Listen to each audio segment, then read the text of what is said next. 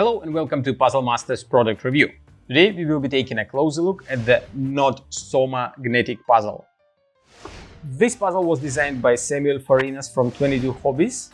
Difficulty level of Not So Magnetic puzzle is 9 out of 10 on a Puzzle Masters difficulty scale that runs from 5 to 10. And the goal of the puzzle is to assemble all pieces into a cube.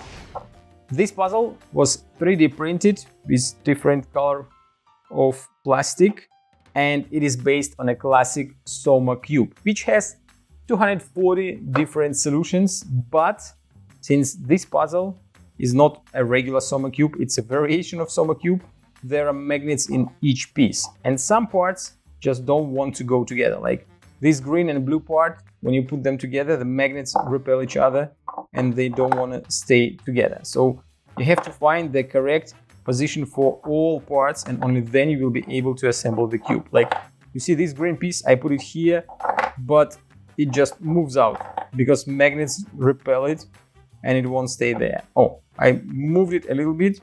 Now I can, no, it's still, the magnets are still, don't allow me to put the piece here. So as you can see, quite tricky puzzle, and you will spend a lot of time trying to find the only possible solution. And when the puzzle is assembled, when you made the cube, you can put these brackets on top just to hold pieces in one place.